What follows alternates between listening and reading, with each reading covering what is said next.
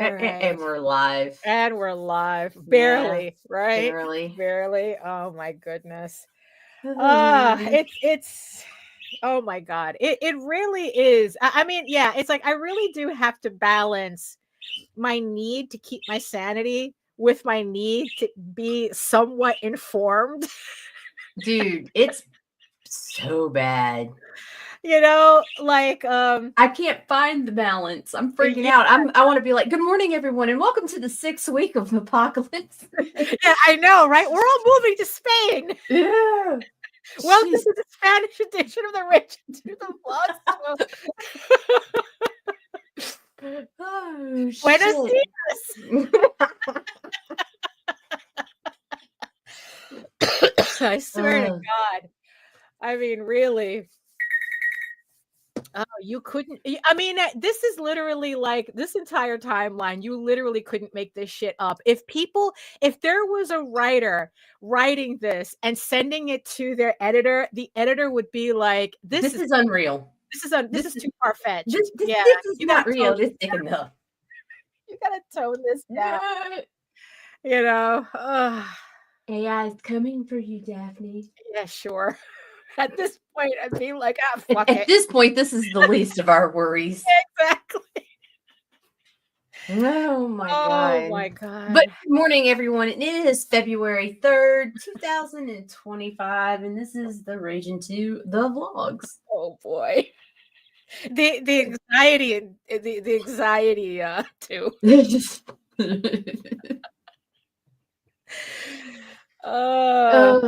Jesus. You want to get started?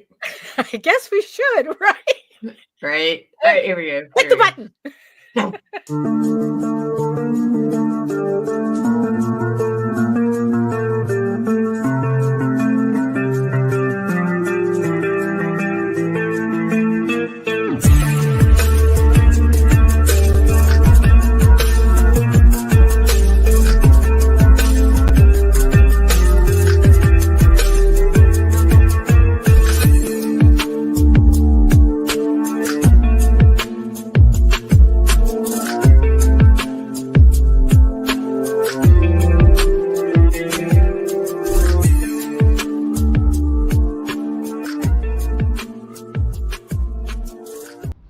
Trigger warning, fuck you. Oh, trigger warning, fuck me. All right, like, yeah, that's it for all of existence. Oh my goodness. So good morning, everybody. I still haven't cleaned. So good morning. I got the bunny booty up there. Oh, well, oh, that's right. And I got my night wolf. Oh, or my Snowball. Oh no! My Night Wolf Volume 2 up here. Like I finally got the hardcovers up. God, I'm such an asshole. Like I've been so slow putting shit up and out. Well, and it's being sick does that. Yeah, it's a bummer. I mean, it's like I don't think anybody can blame you. I mean, there's still a weird aesthetic going on in that background. I mean, it's still thematically. It's just something. It's clutter. Yeah. It's clutter. It still has that, nerd. This is my brain right now. Like, yeah. this is literally what my brain looks like right now. Right. Yeah. Well, yeah. I guess that would be accurate because it's like this is me trying to force organization.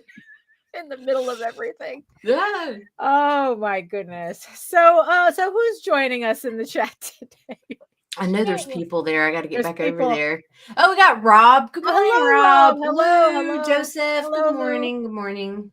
Good morning. Yes, and remember that Rob has the Snowpaw plushie campaign on BackerKit. I think he has a week left on that campaign. Yeah, I'm finding the link. Yeah, so it has. So if you missed out on all the Nightwolf books and the previous plushies, he has a campaign on BackerKit where you can pick up everything and catch up with everything at your leisure, or at least for the next week or something like that. So, Oh my goodness. And yes, I see you, our beautiful eyeball people watching us from regions beyond. If you are watching us from Facebook, come on over to YouTube, join the sexy people in the chat, keep them company. And while you're here, make sure you like, share, subscribe, and hit that notification bell so you get notified whenever any of our shows go live.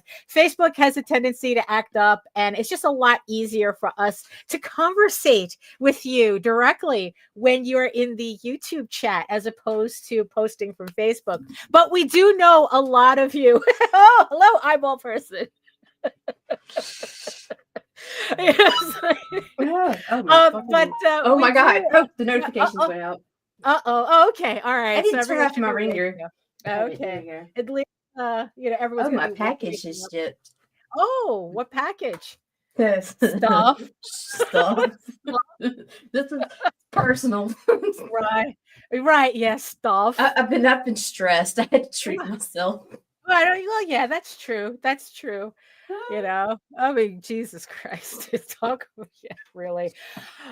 So I know a lot of you are watching us from Facebook, but look, comment where you feel the most comfortable. But if you want to talk to us directly to make sure that we see it, because Facebook has a tendency to act up, the best place is on YouTube. So I guess I might as well officially start everything. Hello, everyone. My name is Daphne Lage, and I'm a cartoonist, illustrator, illustrator, and I almost forgot what I was, and comic artist from New York. I've been self-publishing comics since 1992, and especially lately. Emotional damage. It's rough out there. It's rough all around out there. And I am known for the furry fantasy adventure Tall Tales and my medieval fantasy drama Eagle Raven, Heir of the First Unicorn, which is in its last 11 days on Kickstarter with issue 9 out of this 16 issue series. Link is in the chat and in the show notes. Also, you can check out both my comics online at egoworks.com, EGOWORKS, and Tall Tales, TAILS online.com. And you can also check out all my videos on how I make my comics here on YouTube at my channel at Daphne Lage, LAGE Art, which also simulcasts through the Indie Comics Network. And to tell you more about that, if she's capable. It's just look, the Indie Comics Network is just a channel my Google account owns. It's me and my friends, and we try to talk about comics and stuff and whatever else the fuck we want because, Yeah, because why not? We're exercising our freedoms while we have them. Well, that's true.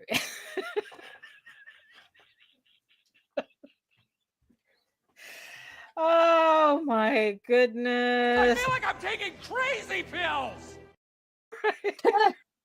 Hey. Oh my goodness. Actually, it's kind of more like welcome to another edition of Thunderdome. That's it. That's the one. That's it. That's the one. Right. Are you looking forward to having a leather-studded bikini? Well, metal-studded bikini as your official as casual wear? I'm down. I'm down. I like it now, but when it's casual, right? Yes. Yeah, exactly. We're gonna have to start, soldering spikes onto our tires very soon. Oh my God! Fuck this world! Oh my God! Jesus Christ! So, okay, so yesterday, that's right. God, can you just imagine? Oh my gosh. Right, yeah. Jesus Christ. So okay, let's try to if you could afford them. Yes. Jesus. So what's been going on? Well, Jesus, I mean, it's like I said, everything's a mess. Everything's a mess. We have Diamond collapse. Oh, like did we? Yeah, so Diamond gave like a literal drop dead date. Yeah, of all dates, April 1st. If they don't sell by April 1st, they're completely dissolving. I'm sorry. I know. And I feel so bad for the people that are actually going to be affected by this. Yeah. But it's like, bruh. Look, we've been seeing this coming for 20 years. Right. It's like I was on Jose's show last night and we were talking about that. And it's like, and it's like, yeah, it's like, look, this shit's been happening for 20 years. And it's like, really, are we really Pikachuing facing Right, this right, whole right. thing, Are you shocked? Right, Are you really right, shocked? yeah, Because exactly. Yeah, I mean, it yeah, doesn't make it easier. It like, but yeah, Jesus. so I don't. I was like, well, so this whole thing, of course, right? Even though I'm not directly affected by the diamond thing, it's like, and look, I apologize to everybody. We're going to be talking about this for the next 6 months. Because really, I mean, this is such a shockwave through our entire industry that even if we're not directly affected by it, it's still going to have repercussions. We just don't Oh know yeah, the extent. there's ripples in the water already. So It's like, look, the one thing that I really said and I absolutely stand by it is that indie comics, you can't get rid of indie comics. There is no way. We survive out of spite. We were surviving out of spite when Diamond was like going, nah, ew. It's like, brother, ew, indie comics, brother, ew. They were no. And it's like, you know what? We learned to survive in spite of them. And we're going to be surviving in spite regardless of what happens. But it still requires us to look, as long as you want to make comics, you're making comics. It doesn't matter. It's like this whole thing does make us rethink what we're doing, and how we want to do it. And what was really funny, but not in a ha-ha kind of way, right? Because it's like, yeah, I started really thinking about, okay, what's different that I can do moving forward. Because here's especially the thing. What's funny is that this actually changed my brain chemistry more than Diamond filing for Chapter 11.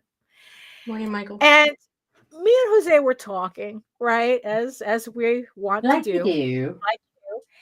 And he was mentioning how different the environment was back when this whole thing started, when there was like 14 distributors. I think when Randy started, there was like 20 something distributors, so, and he had said, it's like, you know what? It's like that he was just mentioning, like how many books we've sold when we first came out back then, right? We were 18, 19, didn't know what the fuck we were doing. Actually, no, we were 18 when we started. And then our first book came out, probably we were 20, 21, because that's how long it took us to get our shit together. And even then, quite have our shit together, right? Like, the idea that Tall Tales #1 out the gate sold 3,800 copies.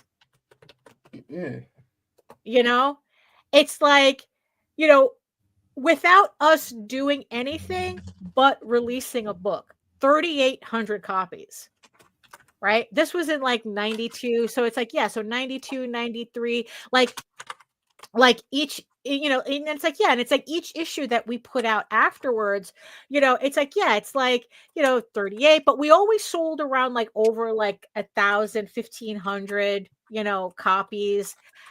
So I mean, and we don't have any more of those books. It's like it's like we didn't think of, we're like, Jose has his copies, but like we didn't think of like putting aside. Well, but then again, even if we did put aside a box of those books, we've had so many floods in our basement. They'd be gone by now anyway. At no point we would have lost them. So,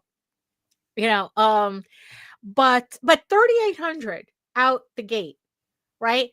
Now, ever since we started Kickstarter, I'm lucky if I'm printing like 100 physical copies, right, of any particular book. sometimes I don't even make it that far. Sometimes like I'm selling more PDFs. So I'm only printing. Like my last Tall Tales campaign, I sold so many PDFs. I only had to print 30 physical books. But it was the most money I've ever made. Absolutely. I am all for some PDFs. Right. Although for my personal, I prefer physical. Oh, yeah, absolutely. But from an ROI, the PDFs are the bomb. Right. So, so it's like, and then it's like Jose goes, yeah, it's like, we sold 3,800 copies. And then all of a sudden something switched in my brain. And I go, we went from selling 3,800 copies when we first started to barely selling 100 now. Was it because we were marketing geniuses back then? Right. Now, of course, I'm saying that facetiously. Right. But it's like, something just clicked in my head, and it was just like, it never was about marketing. In a very strange way, because I'm not saying marketing isn't important, because God knows, we really need to maneuver that, especially. Yeah, but it's not the marketing harder and marketing right. But the thing is, though, it's like look, we just put out a book and sold 3,800 copies without us doing anything. Right. And now with us doing everything we can, we're barely selling 100 copies. So it's like, is it really the marketing, or is it the environment that we're in? Right. And there's only so much we can do about the environment that we're in. Right. So, because also, and also in combination of like people back then were a lot more willing to take chances on books they've never heard of and creators they've never heard of. Like, really, it's like the entire environment changed. Right. It's like it's moving like a tropical lizard into a desert terrarium and then wondering why it's not thriving. Just drink more water. It's no, that's not it. that's not it. But the thing is, though, is that what that kind of like really brought home is that, there's only so much marketing I can do. Right. Because we're not in an environment that's conducive to what we needed to do. The way, like I said, taking a tropical lizard and putting it in a desert terrarium. That's in the end, that's what really happened to us as a whole. And so again, it's like, so it really started making me think, okay, what is it that I really need to do? If the environment is the issue, right? You see, I think the mistake that I've been making for a while is that I've been trying to change the environment to what I needed, as opposed to adapting to the environment that I'm in. And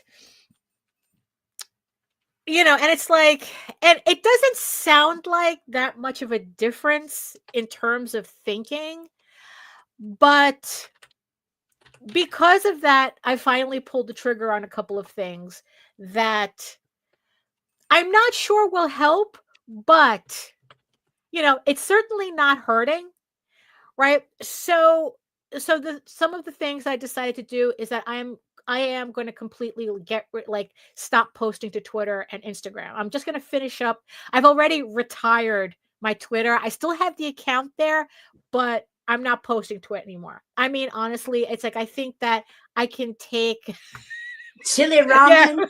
Well, it's the only thing we can afford now. Oreos. Yeah, it's the only thing we can afford nowadays. God. Oh my God. Ramen and Oreos. So maybe we can afford like a little couple of leaves of spinach or something. It's so fucking crazy. So I've decided that, what, I'm going to just pull the trigger. I'm not going to use Twitter anymore, and I'm not going to use Instagram anymore. I'm going to finish my experiment on Instagram. But in the end, what it boils down to is that I'm not going to do what Instagram wants me to do. You can't. No one has time for that. To meet their algorithm, you'd have to literally be on Instagram all day, every day, and that's going to be your only fucking audience on social media. Right. You know, they want me to do reels. They want me, and it's like, you know what? I just have to accept the fact that if I'm not going to do what Instagram wants me to do, I might as well not use Instagram. So like I said, I'm going to finish my experiment on it, and then I'm going to retire Instagram. Yeah, and I'll still have my information up, but I'm not going to use it anymore. I like posting like censored titty art there, because that flies anywhere. You don't have to. There's no effort. But other than that, it's like, and then throw uncensored on the other two platforms of the same post, like whatever post I make for my Facebook for the day, I flip that bitch, I shorten it or whatever I need to do to fit the characters, and I stick it here, I stick it there, but I don't engage. I'm not involved in putting effort into anywhere but Facebook and Blue Sky. Right.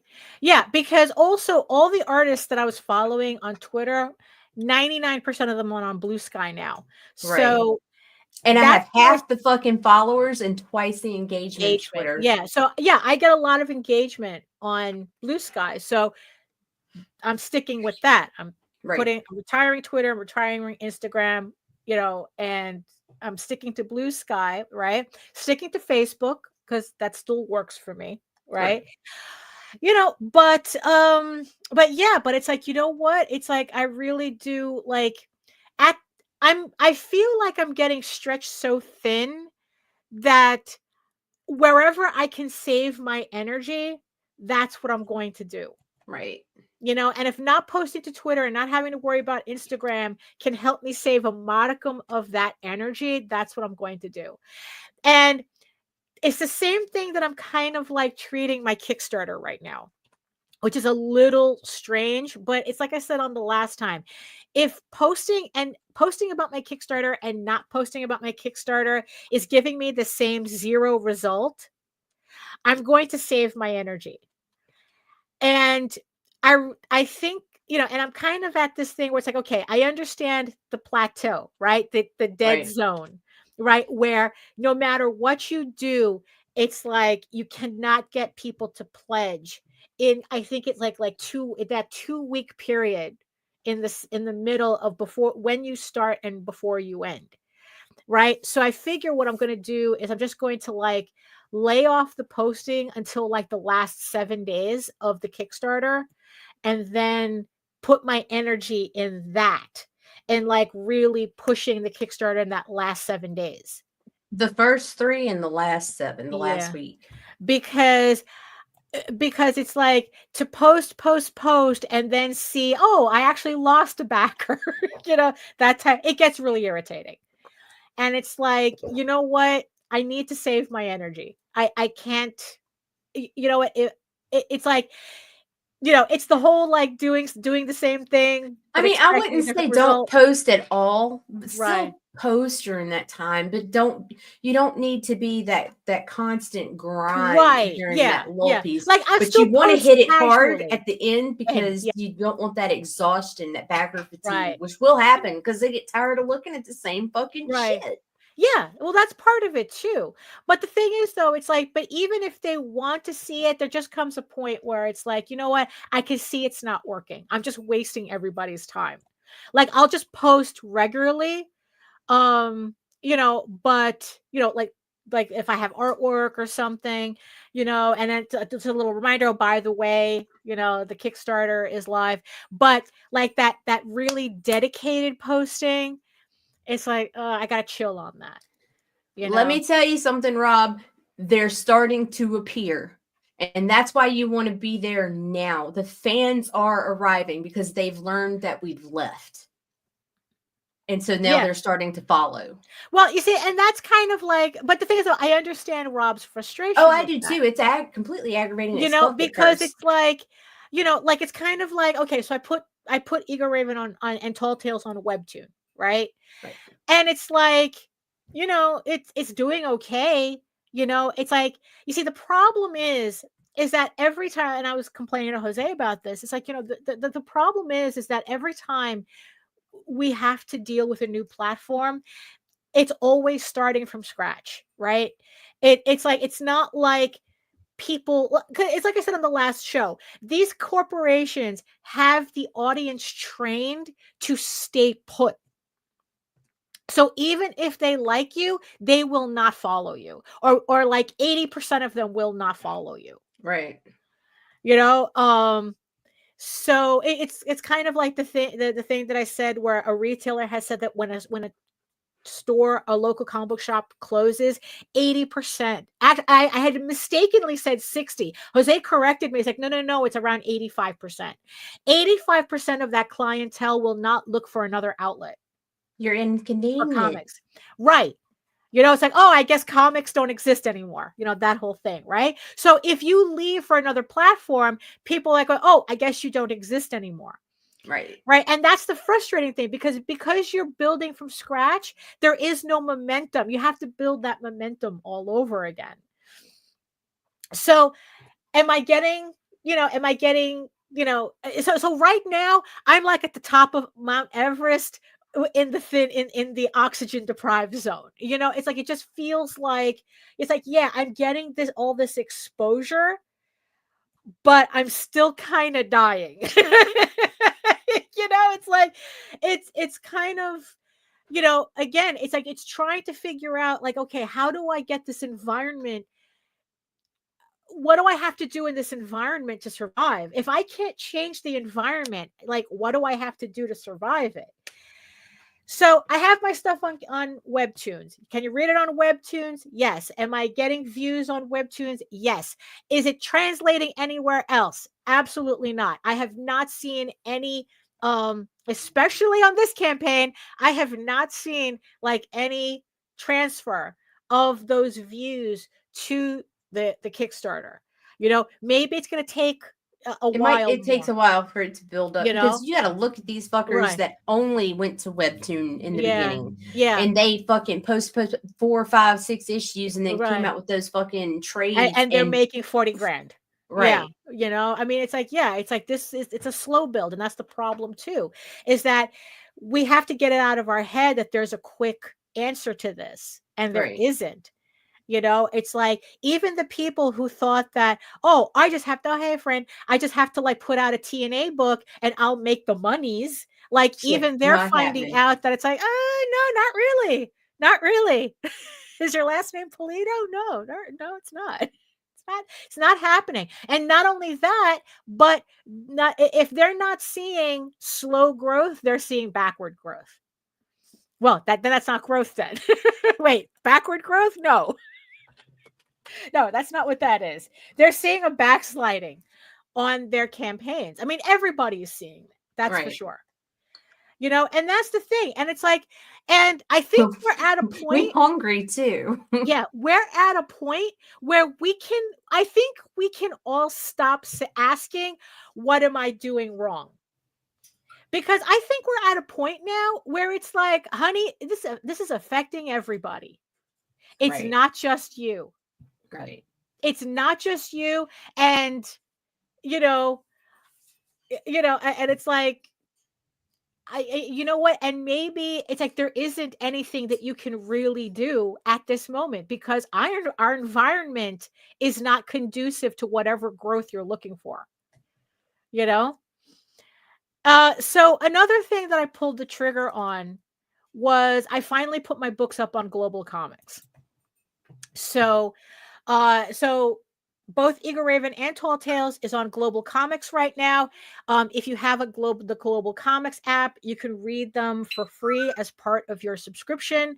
But if you want to buy digital copies of these books to read offline, you can do that too. So it's like, I don't know how it works in terms of how I get paid for it, or how it's like, I don't know. It's like, look, at this moment, I am less concerned about getting paid as I am like trying to get more eyeballs on my work. Actually, no, Rob, I thought it was the easiest interface I have ever seen. I mean, like, like I have I have like the initial, we had an initial drive-through. We have a drive-through account, and I hate that website. Because it's like, it just seems so difficult to maintain. I mean, Global Comics, they couldn't have made it easier. All I had to do was just upload my PDF, of what I like give out. It's like just what I have, when people buy a book and I send them a PDF, it's like I just put that up there and it automatically formats everything for me. All I had to do is just put in the information, put up a cover, and good to go. I mean, it sets it up exactly the way I would have done it, and it was just like, it was the easy, like, honestly, it's like between yesterday and today, I got all my books done and up on Global Comics. I mean, I mean, really, it's like, I just, it's funny, but then again, you also say that backer kit's really easy, and I can't figure that shit out for anything. So I don't know. Maybe what we consider easy is definitely, different. But I found Global Comics very easy to maneuver and to put stuff. Oh, you're doing that thing. Oh, no. Yeah, they give you the option to not have to do that, because Global Comics has this thing where you can you can set it up so that whoever's reading it can read it panel by panel. So you have to map out your pages. I refuse to do that. Right. Because it's too much work. Yeah, too much work. Right now, it's like, you know what? I'm just uploading it and calling it a day. You read the page, full page on your screen, and that's it. So I was just, I just ignored that. But yeah, because it was just like, oh, I don't have time for that. I just need to get my books up. Because for the longest time I was like, I don't know if I want to bother with Global Comics and blah, blah, blah. But then, like, after these last couple of days, I'm like, well, you know what? Fuck it. Let's see what happens. And you know what happened? I thought it was interesting. I didn't have, like, I had the initial Eagle Raven books up. And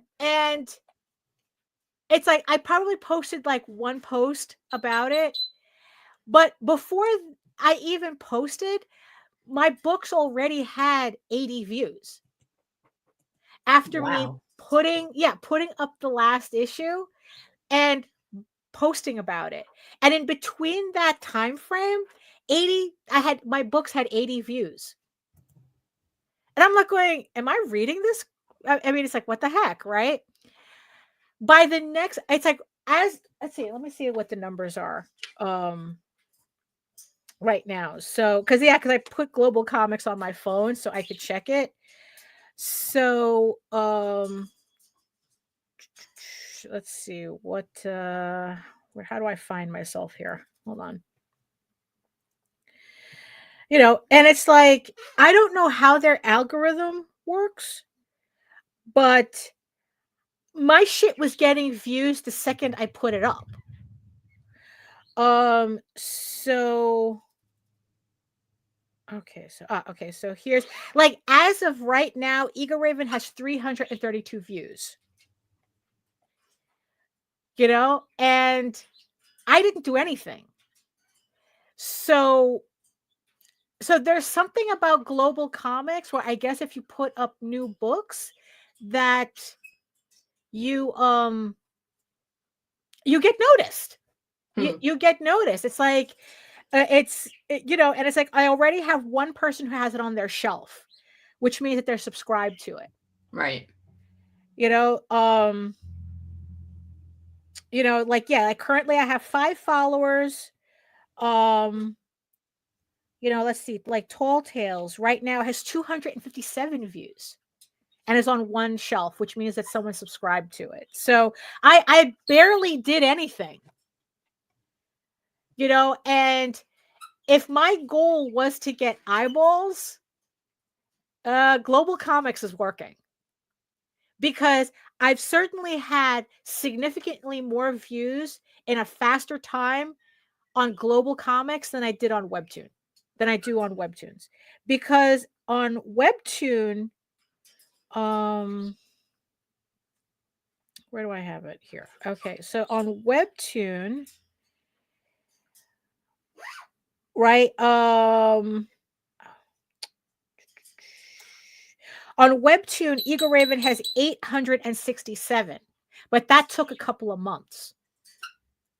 867 views since I uploaded the first chapter. And at the rate Global Comics is going, I'm going to surpass that much more quickly than on Webtoon. I mean, it's like, so the experiment so far is that I'm getting more views on Global Comics than I am on Webtoon. So that's a good sign, you know? It's like, I can't tell you whether that's going to lead anywhere because this is all long game stuff for us. It's always been, you know? But you know, I guess my advice is that wherever you can put your book to get eyeballs on it, just do it. Because if the name of the game is rising above the noise, then that has to be the priority, because that's just the environment that we're in.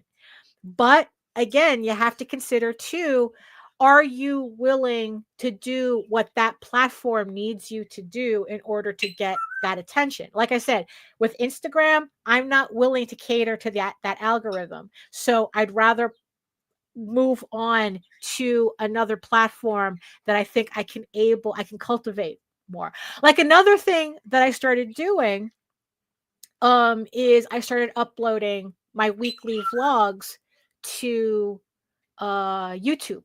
Right. Because YouTube was another platform that I decided, it's like, you know what? I do like YouTube. So, and so far it's been the least crazy of the platforms. So, especially now that smaller creators are back in the algorithm. Yeah, exactly. They changed it so that now it benefits us now. So I have 5 episodes of this like 20-minute vlog series. Like each episode is like 20 minutes, very lightly edited. I don't do anything fancy. It's just me yapping I'm showing off whatever artwork I did during the week, and it's just yapping on whatever, and then 20 minutes, and that's it. It's kind of like, I kind of treated it like this vlog, but just even simpler than simpler in terms of, it's like, it's 20 minutes, a couple of graphics here and there, and then I just call it a day. Right. And again, it's like the engagement that I'm getting is a lot more than what I've been getting in the past. I mean, my view, I mean, I think it's like ever since I started this series, I think I gained, it's the first 10 pages on Global Comics. I put like the first 10 to 20 pages for free, depending on the size of the book. And then they have to pay to get the rest of it. But I think if you're on their subscription, you read the whole thing for free, and it's like they just pay if they want to download it or something. Like I said, I'm not really sure how that works. So with YouTube, I think like I gained like 15 subscribers since I started doing this vlog series. Like I'm already at 1,060 something subscribers in a very short. I mean, I've been stuck at like 1,050 for like the longest time, and I start doing these videos, and now I'm almost at 1,070. So something's working there too. And it's like, and my viewer hours are going up. It is the first time that I ever looked at those, like that little bar where it says, oh, you need 3,000 hours to get monetized. The way it's moving, this is the first time I've ever felt like if I keep this up, I can get monetized this year. Right. you know, and, you know, because I want my little stickers. I want super chats, you know. And all it is just, you know, kind of like, okay, so YouTube they prefer edited videos. So you know what? I'm willing to do this. And I'm getting a result from it. That's what I'm looking for. You know, I'm looking for things that give me results because honestly, I don't have time to like fuss and massage. And it's like, you know, Twitter doesn't give me results. Instagram doesn't give me results. Threads, I've long abandoned that. Long retired that. That didn't, it lasted for like a split second. What was that even?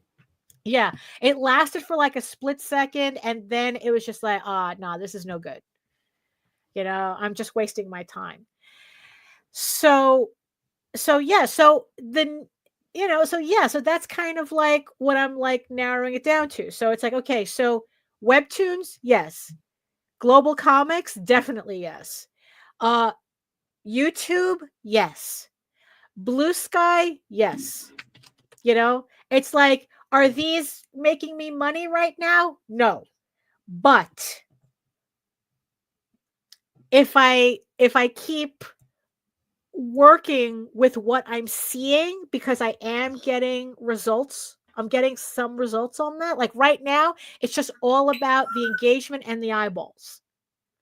Because in the end, that's the only thing I can cultivate right now. It's probably going to take a little bit longer for people to go, okay, now I really want to continue supporting this financially. Patreon is a whole other issue. Like I am trying to stay more active on my Patreon, but I'm kind of beginning to like, you know, it's like if it wasn't for the people that were there on Patreon already, I probably would have just closed it down. But I do have people there. So it's like, okay, I'm going to do just enough so that the people who are on there feel like they're getting something. You know, like if you want to see Eagle Raven, you can thank TikTok for the new YouTube. The trend now is just to do raw videos with minimal to no editing and budget. Yeah. No. Yeah, it all of a sudden came back to what it was before for small creators. Like it came full circle. Yeah, because also it's like people really got fed up with the whole like big budget, you know, like pseudo Netflix type YouTube videos. And it's like, look, if I wanted to watch something that looks like it could be on Netflix, I'd watch I'm just gonna go to Netflix. Right.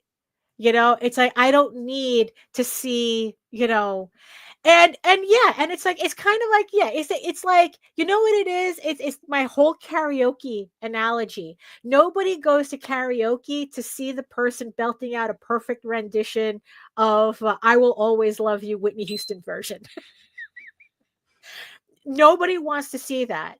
They want to see people acting like people. You know, it's like, I think what it is too is that people are fed up with influencers. You know, people are fed up with, you know, that type of like slick false advertising, because that was the funniest thing that happened with the YouTube, with the TikTok ban. That was for some reason, because they thought that TikTok was going to be completely banned. A lot of influencers did a final video where they pretty much admitted that they lied about everything they put on their TikTok. Products were shit. It's greatness. You know, and then when TikTok came back, it's like those same influencers like going, oh, no, that was, you misunderstood. I was kidding and blah, blah, blah. And it's like, yeah. Sucks to be you. You had to be stupid. You know, your guilty you had to give in to your guilty conscience. You know, it's just, you know, I mean, it's like, that was really funny. You know, but yeah, like Patreon is just something that I try to keep it like simple. Like, okay, like if you want to see all my Eagle Raven pages that I'm working on right now, before the book comes out, before the next Kickstarter, I've been posting it to my Patreon. So if you literally want to see with the dialogue and everything, they're on my Patreon. When I finish commissions, I put them on Patreon to see first. But you see, the thing is, though, especially with the commissions, though, the other website that is really working for me now is Fur Affinity. Imagine that coming back. Imagine that. Yeah, it's like I started. I had a Fur Affinity account, like, and it's just like it's the only place that I can post my furry porn and not worry about it. Right. Because even on Patreon, I'm very hesitant to do that because they clocked me on that shit once. I don't want them to do it again. That's why I don't have a House of Bob Patreon account anymore, because someone got to stick up their ass about it. Even though it was an adult, everything was marked at adult, and it was a whole thing. And I took down my Patreon. So Fur Affinity is actually the best place if you want to see all of my furry commissions, right? So that's working out. I'm getting that. I mean, Fur Affinity is definitely much better than Patreon. But like I said, I keep Patreon alive only for the people who are there, already. And it's just like, is it annoying having to have all these different platforms, just to sell one book, essentially? I mean, it's like, because what's funny is that once I realized, okay, because it's like the one thing that I do want to do eventually is I do want to revamp my website.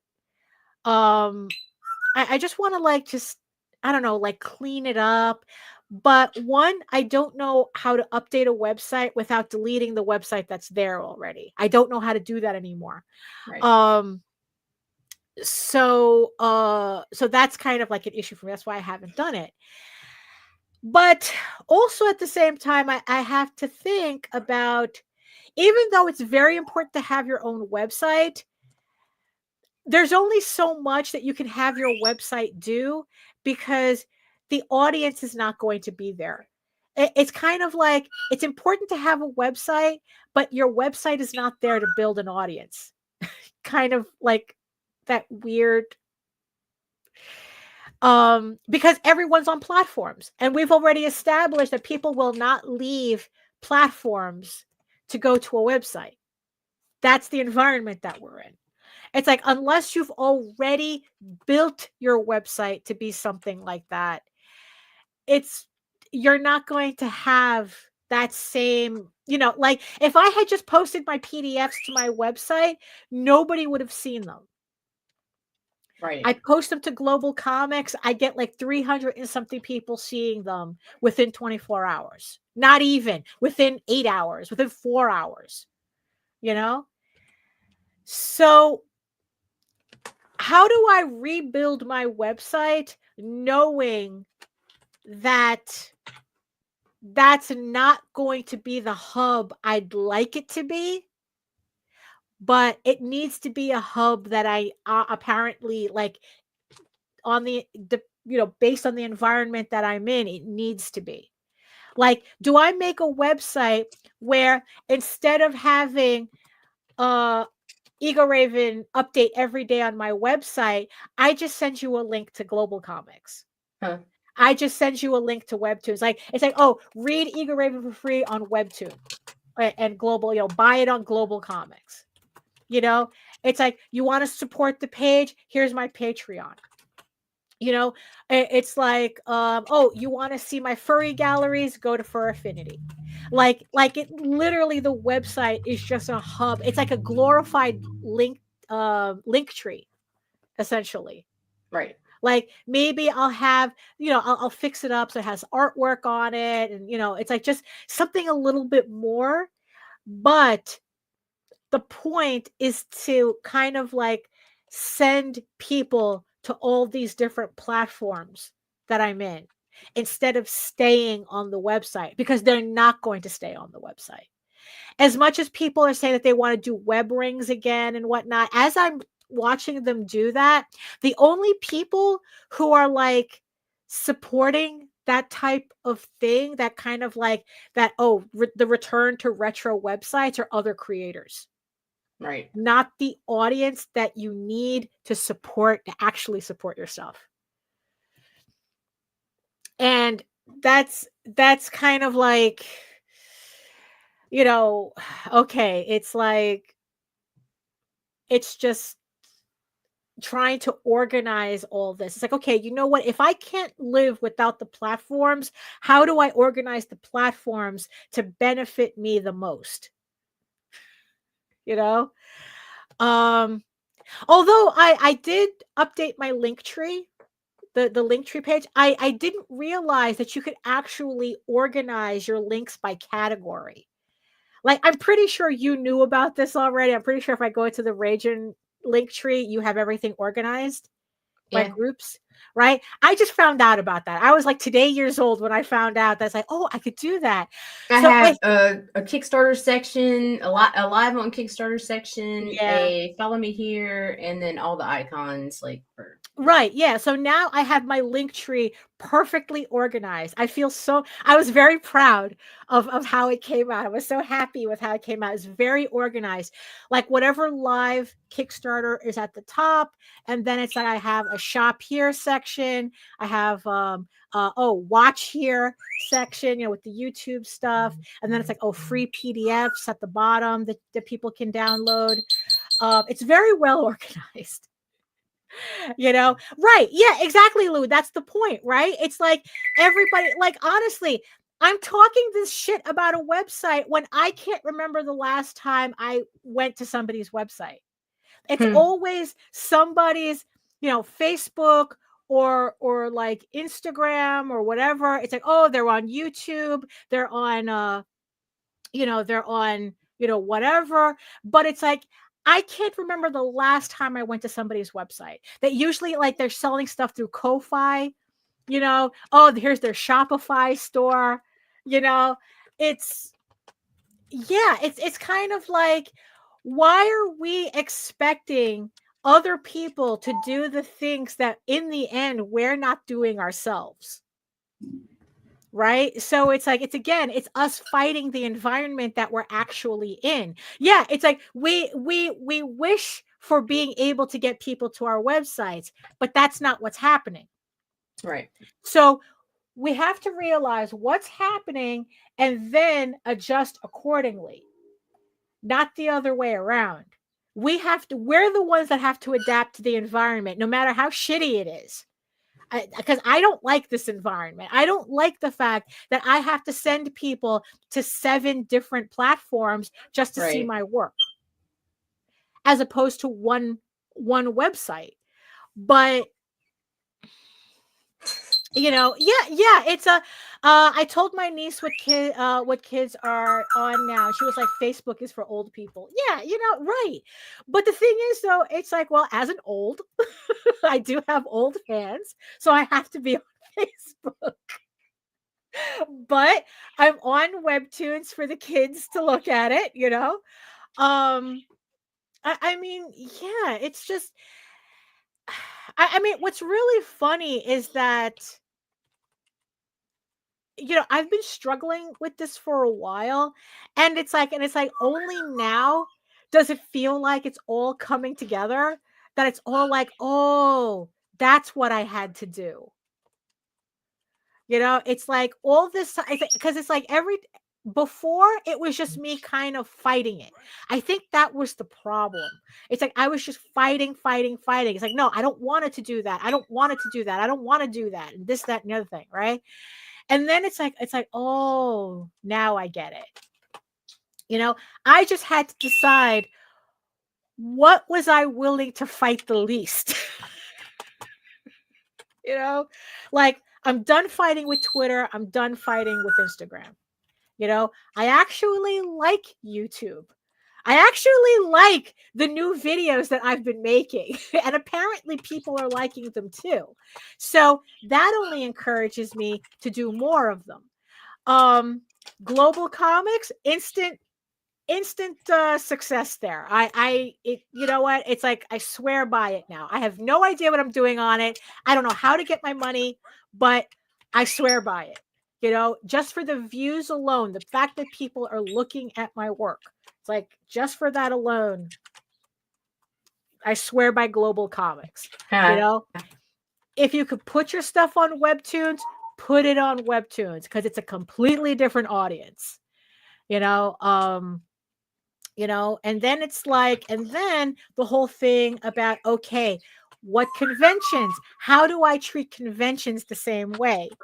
Right? What am I willing to do? Like, if I know a convention has a certain environment, how do I adapt to that environment? Oh, this is probably like it wasn't a tweet. Oh my God, what do they call them on Blue Sky? A skeet? Jesus Christ! Oh my God, a skeet? Is that really what they call it? Yeah, they call them skeets. It's so stupid. Oh my God. So I saw this post on Blue Sky. And this artist was saying how I just came back from a small local Comic-Con, and I can't wait to make more merchandise. Like, they were inspired to make merchandise because of going to this local Comic-Con. And I just read that. It's like, it's like I just heard that car crash noise in the back of my head. And I was like, really? You go to a local comic book convention and the only thing you get out of it is to make merchandise? Not making comics, not reading comics that you might have picked up there, checking out other people's comics. And in the end, it's like, I thought that in that one post summed up the problem, the overall problem, that we're facing, is that we're doing comics for an environment where that's not what they're seeing. How can you say Comic-Con, you went to a Comic-Con, but your only takeaway is that, oh, I can't wait to make more merchandise? Because it makes me question how many comic book artists were at this Comic-Con. Right. What was it like they only called it a Comic-Con because they have all the dealers with their dollar boxes, and then like the artist alley is just full of print mongers and people selling keychains? Is fan art keychains? Is that it? I mean, is that what it looks like?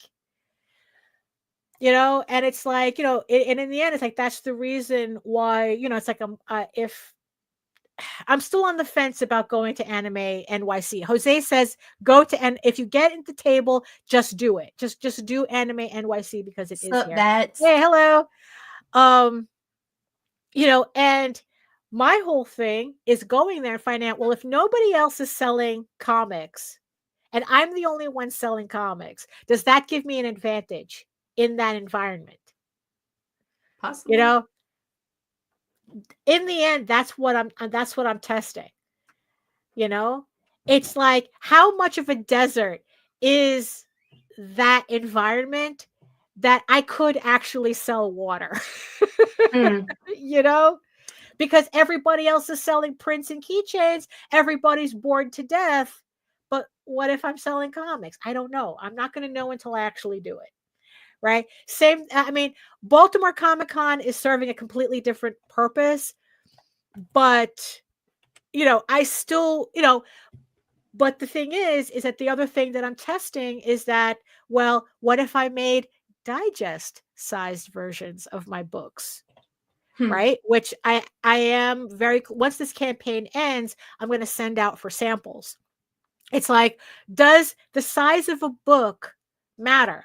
Would a manga person pick up a digest size comic of my book because it fits on their shelf, and be willing to try it, than if I had just left a comic book size and they just ignore it because, well, that can't fit on my shelf anyway. Like, instead of like, why won't you read my book? Maybe the question is, what's keeping you from buying my book? And if it's something as superficial as size, am I willing to make that change to attract that audience? Like, yeah, okay, they might buy it superficially because, oh, it fits on my shelf. But the hope is that they actually read it.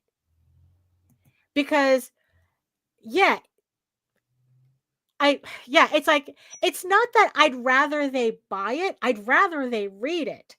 But if they're willing to buy it because the size is smaller, are they more willing to read it because the size is smaller?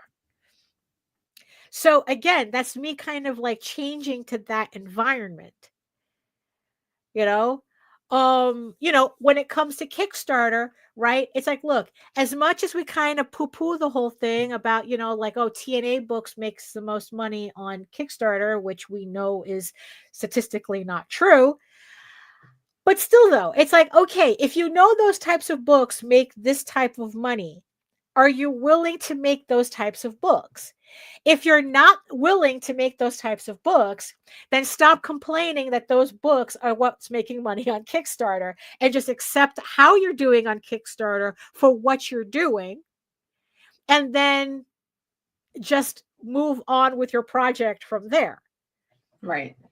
That's also another thing too, that I think that we all just have to accept. If you're not willing to change to that environment, you cannot complain when somebody else adapts to that environment in a way that you don't like.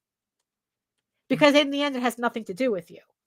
The fact that someone else is making a TNA book, and they're making 50 grand or 20 grand or 15 grand, right? Oh, what is it? What is that? I heard the phrase gooner bait. I heard a book called Gooner Bait. Like they called it, instead of a TNA book, they called it Gooner Bait. And I go, oh, that is so funny. I love that phrase. But the thing is though, if that's not the book you're doing, then you can't complain that those are the books that are doing well, any more than you can complain about companies that put IPs, on Kickstarter. Oh, the Power Rangers is like the 4th or the 6th top selling book on Kickstarter. I don't hear nowhere near the same complaints about Power Rangers making all that money than if it was just some TNA book you never heard of, but they have like, I don't know, they have like all these different variant covers, 13 variant covers to choose from, and that's how they're making their money. Or they're, or it's like they're making their money on tchotchkes and, or stuff, it's like, because in the end that's distracting you from what you need to do, from deciding what you're willing to do for your book. And that's the only thing that you can control is what you do, and hope that you can, that it's like, I don't know. It's complicated. It's complicated. Also, you see, also Tankobon fit better in smaller backpacks and bags. Great for travel. Right. So so honestly, that's my big experiment. It needs to fit in Appa. Right. It fits in Appa. Exactly. It can fit in a lounge fly bag. Trade paperback does not fit in a lounge fly bag.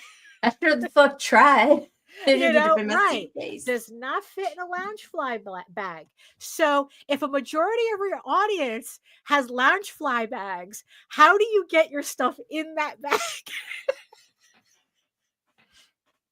You see, you have to start thinking like that, oh my God, it's too much thinking. But look, honestly, it's like, I understand. Sometimes it really is too much thinking, but I mean, but all I can say is that it's not you, it's not just you, that there is an overall change in the environment. And, and it's like, we all have to figure out how we can adapt until the day things do get better, because this too shall pass.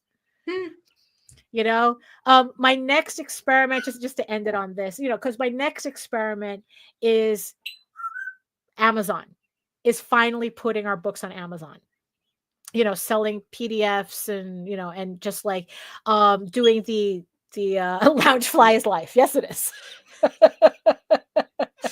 Oh shit.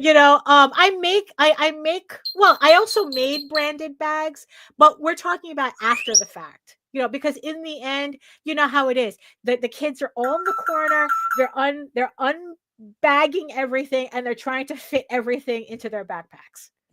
So we know how that looks at every convention. We see it all the time. You got that huddle and everybody trying to fit all their shit in their bags. So all we can do is try to make it easier for them to do that. So the next thing is for me trying to figure out Kindle, KDP, Kindle Direct Publishing. Right. And seeing how that works. Because it's like, in the end, there's only so much I can do. Lou says, I realized that my smaller prints sold better than my larger prints. Exactly. People seem to look for the convenience of comfortably stacking what they've purchased. Also, smaller prints are easier to put in binders. Right. It's like they're easier to get frames for if they wanted to hang them up. Wall space is at a premium. It's like, why buy one 11x17 print when you can buy 4 4x6s? Right. So it's like you can fit 4 prints. I'm just not normal. I have no use for small prints. If I like something enough that I want the art, I want it in at least 11x17. It's like, honestly, because everything in my office, it's mostly my own work, but I printed them at 11x17 so I could see them from the distance. Right. So I can see them hanging on the walls here, as opposed to like a small print, which would have to be closer. Right. So it just depends, I'm just weird. Right. But that's also another thing too, that it's like, we kind of have to get over, is that what you would do personally. Right. And thinking about what your audience actually does are two different things. So it's like, we prefer larger prints because we're blind. And but I am your audience. Well, I know we're friends now. But I am your audience too. Well, right, yeah. But I was your audience before I was your friend, and I wanted your fucking 11x17s, bitch. Yeah, no, exactly, right. But now I kind of, but at this moment you're outnumbered. I know. That's the thing. It's like, yes, other creators are your audience too, but you guys are outnumbered. It's like, it's like, so it's like, it's all these little things that we kind of have to think about, to try to survive this terrarium where we're not, unfortunately. Now, look, I'm not special because there are things that I don't like that I have to do because the environment demands it. Right. Like yesterday, I'm really trying to wrap this up. Trust me. It's like we're a little over the hour, but, yesterday we were talking about how if I had a choice, I wouldn't do floppies at all. Huh. Like, I wouldn't do individual issues at all. I would just go straight to the trade paperback. That's it. Right. I would just go straight to the trade paperback. The reason why I don't is because I make more money collectively on those individual issues than I do on a trade paperback. Like, if I put out 4 individual issues and they make $3,000 each, I put out a trade paperback that maybe makes around 7,000 or 8,000. Right. The floppies made more money. Right. And if I stopped doing floppies, that's money I'm losing. I'm leaving on the table. Right. Because the trades do not make the same amount of money as the individual issues do. And also 2 different audiences. So as much as I don't like individual issues anymore, I have to do them because I make money that way. Even when an individual issue does poorly or, or maybe like not up to my standard, collectively, they make more money than my trades. So even I have to ignore my own preferences in order to to get things moving the way they should, And Right. and it's like sometimes we just really do have to get out of our own way, you know. But I think that's enough yapping from me. It's like that's all I've been doing. It's like just trying to organize my thoughts and whatnot. I don't know. Did I make any sense? Did any of this make any sense? I'm sure it did somehow. It always makes some sense. Always. Yeah, but I mean, but that's you know what? It's like just things have just been like so just feeling like so upside down. It's kind of like I'm trying to do the equivalent of organizing, of like, cleaning the hoard out of the house type of thing. Trying. Oh my gosh. I'm so slow at it right now. Yeah. Except this is kind of like a mental hoard. It's kind of like a social media hoard. Like, how do I organize this? Right. How do I clean this up? Because it's like it's also not good to have like all these things like bombarding you all at once at the same, that's not good either. No, it's not. So that's kind of where I'm at. So I don't know. You know what it is? Maybe I just need to go to the supermarket and get some air. Maybe that's what it is. And then come back and finally finish these commissions that I've been sitting on. I have 3 more commissions for House of Bob to finish that campaign. Nice. I don't know why I'm dragging my feet on it. So I don't know. So you have any final thoughts on this? Nope. Just trying to get shit done. Yeah. I'm literally doing the same thing with my socials, except I am leaving up the others, but they will be literal dumps. I am going over there. I am transferring copy. I'm adding the fucking uncensored porn image and fucking bouncing. Oh, one last thing about Global Comics. You can put up adult material. No shit. On Global. I thought maybe because I have Eagle Raven marked as not safe for work. Because it doesn't really make a distinction between not safe for work and mature. It just considers it the same thing. So for my sake, I put everything is not safe for work because you know what? I don't want anybody confusing this series for a kid's series anyway. Right. But, and I thought that, it was just like, oh, there's a boob in here somewhere, right? No, I came across a comic that was porn. Yeah. And I go, oh, so you can put this up. Okay, that's good to know. So, so if you're doing adult material, you can put that on. It seems that you could put that on Global Comics too. So before they outlaw porn. But hey.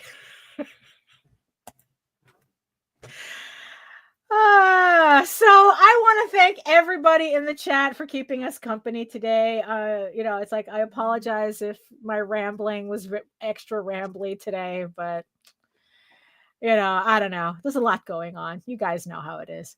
And I'd like to thank all of my beautiful eyeball people for putting up with me and us. And for whatever reason. Yeah, for whatever reason. It's like maybe you had us in the background, listening just for the noise while you're working. And maybe you just forgot to close out our tab. Oh yeah, probably. Yeah. It's like maybe you got something out of it. I don't know. It's like I hope you did. I hope you did. I don't know.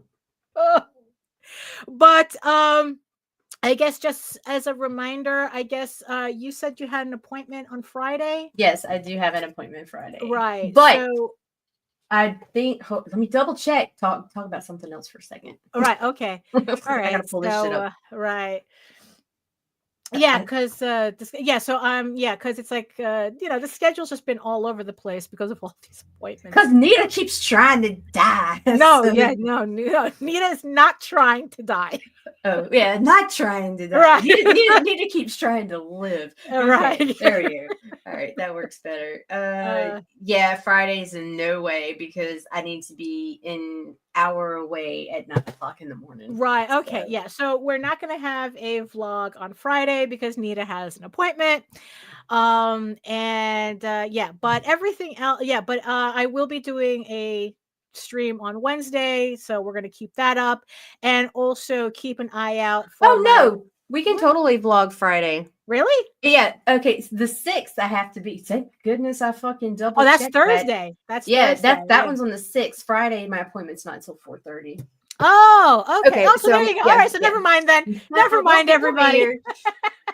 Never mind. Another full hour. Yes, another full hour of us rambling, or me rambling mostly. I don't know. I got a lot of work done. Well, there you go. Yeah, sometimes I feel bad that it just seems like I'm talking too much. I actually appreciate it right now because it's very rare that I take enough medicine that I can sit up this long. And so working at my back desk, which has more of my files and stuff on it, is like I really need to get it set up to where I have everything on my laptop too. I'm just not there yet.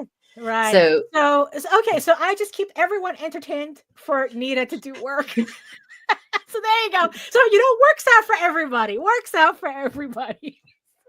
I multitask. Oh, okay. Yeah, exactly.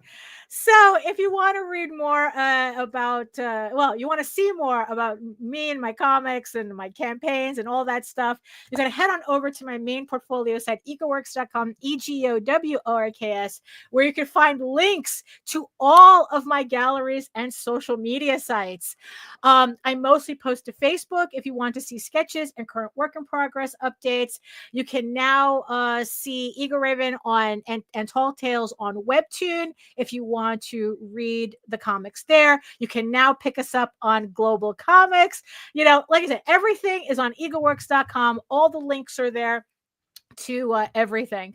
And remember that you could also check me out on YouTube as well at my channel at Daphne Lage, Lage art, for 600 plus videos of my new vlogs, artist vlog series, my speed paints and live streams and back episodes of the vlogs and the whole thing. I will be doing a live stream on Wednesday, 4 p.m. Eastern, 2 hours of just me drawing and hanging out with the chat, kind of like being at a convention without worrying about whether you're blocking my table.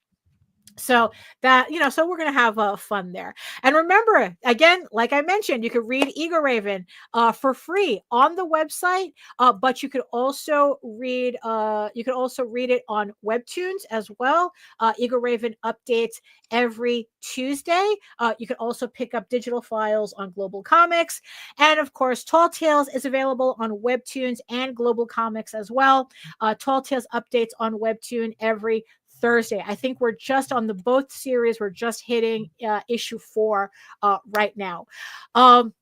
Remember also that we are in the final 11 days of Ego Raven issue 9 on Kickstarter. Link is in the chat and in the show notes. A lot of links. You see, that's the thing. There's just links everywhere. Links everywhere. So that's it for us. Thank you all for keeping us company. Even when we ramble, and even in the words of the ancients, even they ramble sometimes. Eat your food, moisturize, mind your business, and do the work. For when you actually do the work, you never have to fake any of your accomplishments. Thank you so much again, and we'll see you next time. Toodaloo. Fuck you, fuck you, fuck you. You're cool. And fuck you, I'm out.